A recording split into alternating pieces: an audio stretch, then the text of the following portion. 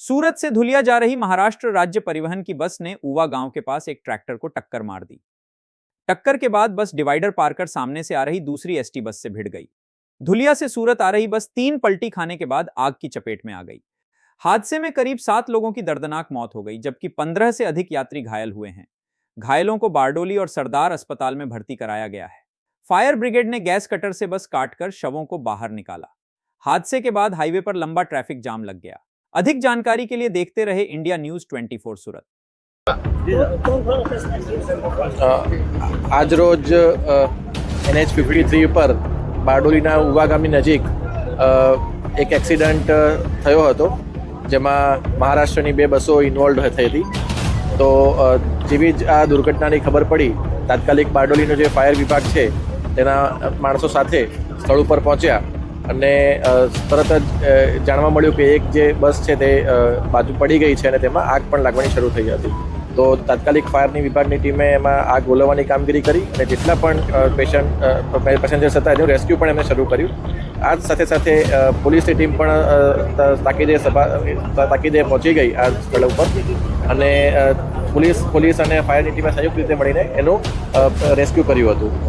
જે પણ પેસેન્જર્સ જેની હાલત મતલબ ઇન્જર્ડ હતા તેમને તાત્કાલિક ધોરણે અહીંયાથી નજીક બારડોલી CHC ખાતે ખસેડવામાં આવ્યા હતા। સાથે સાથે બીજી 2 હોસ્પિટલ્સ છે ત્યાં પણ આપણે પેશન્ટને ખસેડવામાં આવ્યા હતા। ત્યાં તાત્કાલિક ધોરણે તેમની સારવાર પણ શરૂ કરી દેવામાં આવી હતી।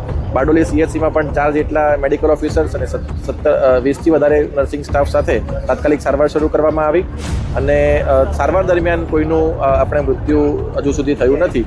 3 કે 4 જેટલા જે પેસેન્જર્સ થોડા ગંભીર લાગ્યા તેમને આપણે સિવિલમાં રિફર કરવામાં આવ્યા છે। ટોટલ 7 જેટલા જે આપણને છે એ ડેડ બોડી મળી છે, જેમાં પુરુષ અને મહિલા 4 પુરુષ અને 3 મહિલા છે, એમની ઓળખ હજુ સુધી થઈ શકી નથી। જે પણ પેસેન્જર્સ આપણી પાસે અત્યારે હાલ સારવાર હેઠળ છે તેમને જેની સારવાર પૂરી થઈ ગઈ તેમને આપણે તેમના ઘરે પણ મોકલી દેવામાં આવ્યા છે અને જે રિલેટિવ્સ એમના લેવા માટે આવે છે તેમને રિલેટિવને પણ સોંપવામાં આવે છે। એટલે અત્યારે હાલ તમામ હોસ્પિટલ ખાતે પણ આપણું કામગીરી ચાલુ છે। અત્યારે કોઈ એવી ગંભીર ત્યાં કોઈ ઇસ્યુ નથી। દવાનો સ્ટોક આપણી પાસે પૂરતા પ્રમાણમાં છે, સ્ટાફ આપણી પાસે પૂરતા પ્રમાણમાં છે અને હું પોતે પણ અત્યારે હોસ્પિટલમાં જઈને નિરીક્ષણ કરીને આવ્યો છું।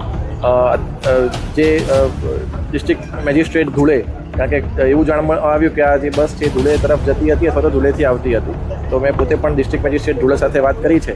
ત્યાંથી પણ એ લોકોની જે ડિવિઝન કંટ્રોલરની જે ટીમ છે એ રવાના થઈ ચૂકી છે અને જે પણ પેસેન્જર્સ અહીંના મહારાષ્ટ્રના હશે એમને આપણે અહીંયાથી લઈ એમને ત્યાં આપણે બહુ વ્યવસ્થિત રીતે તેમને આપણે ત્યાં પહોંચાડીશું। પેસેન્જર્સના મોત થયા છે અને કેટલા ઇજાગ્રસ્ત છે? હા, એટલે મેં કીધું કે 7 જેટલા અત્યારે ડેથ કન્ફર્મ થયા છે। બાકી જે છે 30થી વધારે ઇજાગ્રસ્ત હતા, એમાંથી 10થી વધારે આપણે ઓલરેડી સારવાર પૂરી કરીને એમને ઘરે પણ મોકલી દેવામાં આવ્યા છે। અત્યારે અલગ અલગ જે સારવાર હેઠળ છે તેમાં 7થી વધારે પેશન્ટ અત્યારે CHC બારડોલીમાં, અન્ય સરદાર હોસ્પિટલમાં અને ઓમ હોસ્પિટલમાં અત્યારે સારવાર હેઠળ છે। 7 જેટલા આપણે જે પેશન્ટ્સ છે તેમને આપણે સિવિલ હોસ્પિટલ સુરત ખાતે આપણે તેમને રિફર પણ કરેલા છે। એટલે અત્યારે હાલ અમારી જે પ્રાયોરિટી છે એ અત્યારે જે પેશન્ટ્સ અત્યારે હાલ સારવાર હેઠળ છે, જે લોકોની સારવાર પૂરી થઈ ચૂકી છે તેને આપણે તેમના ઘરે આપણે પહોંચાડવાની અમારી પ્રાયોરિટી છે અને જે ડેડ બોડીઝ જે છે એની ઓળખ હજુ સુધી થઈ શકી નથી।